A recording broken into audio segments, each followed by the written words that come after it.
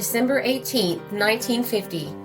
On Saturday morning, December 16, 1950, the Sachem took the Big Dipper dredge Omadhan in tow at Dunkirk, New York.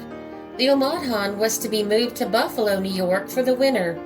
It was a 37-mile trip.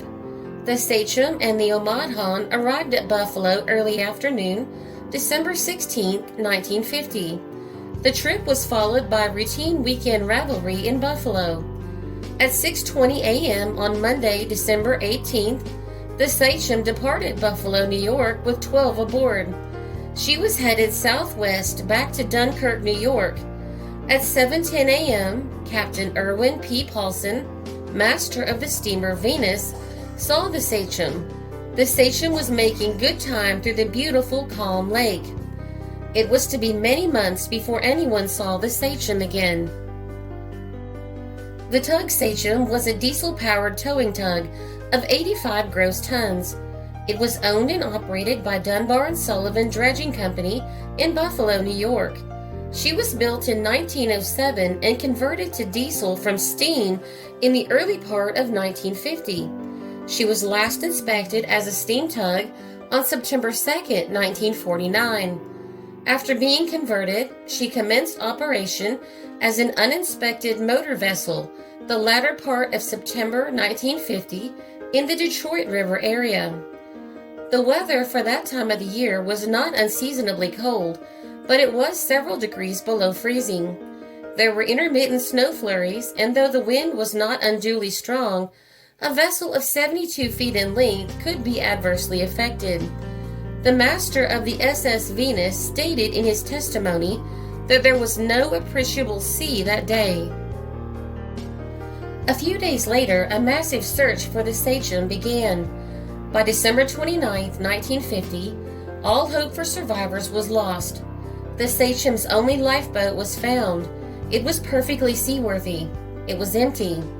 The bodies of crewmen were recovered from the lake from January 5, 1951 through September 23, 1951.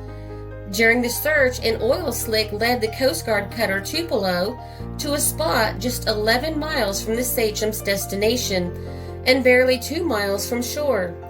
There, sonar quickly located a sunken ship. On January 6, 1951, the sunken ship was identified as the Sachem. Divers meticulously studied every detail of the vessel. On October 22, 1951, the Sachem was raised. The Coast Guard immediately began their investigation. What they found, though, surprised everyone. Everything aboard the Sachem was in perfect order. The engine was serviceable. The steering gear still worked perfectly. The seacocks were closed as they should have been. The hull was completely undamaged. Even the instruments in the engine room were still operable. The alarm bell switch was open. The alarm had not been sounded. She was, according to the experts, a seaworthy sunken ship. The engine controls in both the pilot house and the engine room were in the stop position, and the rudder and steering gear were in the full right position. The entire ship yielded but one clue to what sank her. All the windows in the pilot house were broken out. The pilot house log was recovered in the original salvage attempt, and copies of the entries are included in the official Coast Guard investigation report. They, in themselves, do not give any hint as to the cause of the sinking.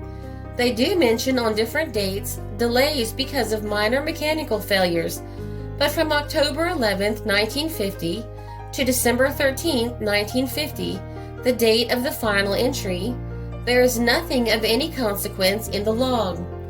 Personal diaries and records of von Frankenstein and Reynolds, recovered in June, were examined by the Coast Guard Board, and there was nothing of any significance in these. Inspection of all accessible parts of the hull, forward and aft, after being alternately raised in slings by the derrick scow that affected the salvage job, disclosed no fractures or openings of any kind in the hull, but rather indicated the plating and riveting to be in seaworthy condition. Once the inspection was completed, The Sachem was put afloat in Dunkirk harbor and did not take on any water. The owners then had the Sachem towed to Detroit, Michigan, where it was put into dry dock, and all areas of the hull that couldn't be seen by lifting were able to be inspected by the Coast Guard. No issues were found.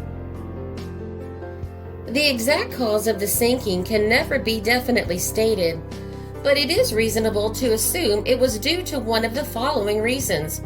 The temperature on December 18, 1950 was below freezing. It is possible that the spray and sea were sufficient to build up a coating of ice on the cabin and pilot house so as to adversely affect the metacentric height and cause the vessel to become unstable. In this condition, if the rolling momentum reached the critical range and synchronized with a heavy swell, the vessel could have capsized. Another and possibly more realistic theory is that the Sachem would be steering approximately southwest on its course to Dunkirk, New York. The wind was north-northwest, which put it right abeam or slightly abaft abeam on the starboard side. A particularly heavy wave, a Sachem wave, a phenomenon wherein one large wave is unaccompanied by preceding or following waves of comparable size and not dependent upon strong winds for its formation. These waves are not unknown on the Great Lakes, although recorded instances of their occurrences have been infrequent. Assuming such a wave was sighted to starboard, the pilot no doubt would attempt to head into it, hence the hard right position of the helm and rudder. It would also be natural to stop the engine momentarily to lessen the impact. This would explain the stopped position of the pilot house control. The fact that all of the windows in the pilot house were found broken by the first divers to the descent of the Sachem leads credence to the aforementioned theory. Also that the tug had a minimum of freeboard. The speed with which the Sachem sank can only be guessed. However, there must have been a short interval, as all of the crew were able to leave the vessel. The members normally in the engine room would have found it practically impossible to ascend the stairs and reach the landing outside if the vessel were submerged. Also, any crewmen in the forward forecastle, if any were in there, would very likely have been trapped. One must conclude that there was at least a short interval in which possibly the lifeboat was launched or was in the process of being launched.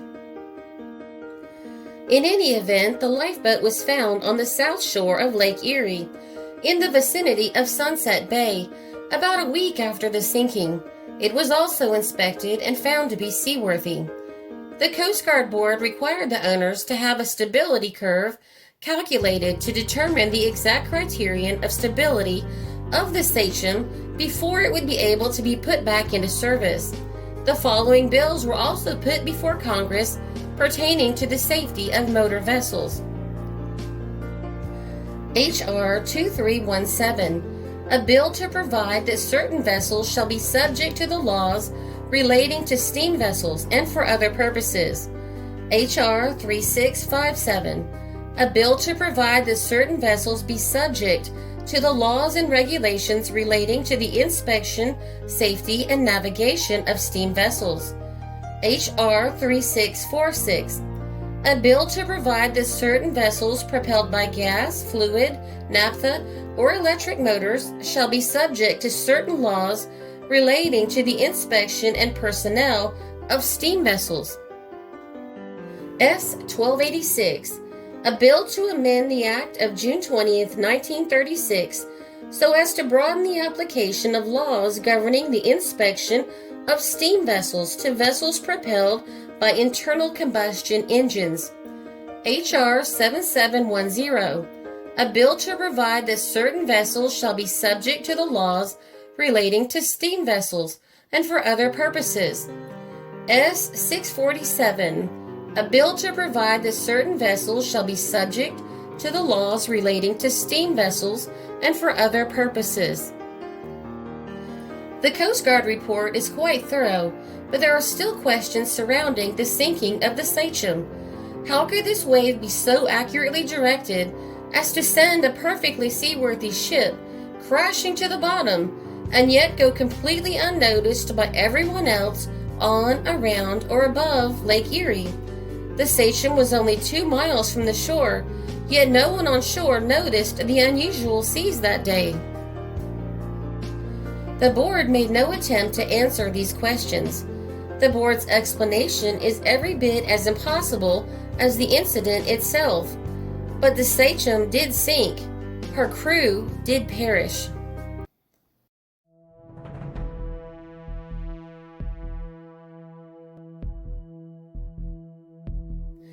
The article was compiled from several sources. The Evening Star, December 24th, 1950. Ottawa County News, January 12th, 1951. Ottawa County News, December 29th, 1950. And the Tug Sachem report by the Coast Guard.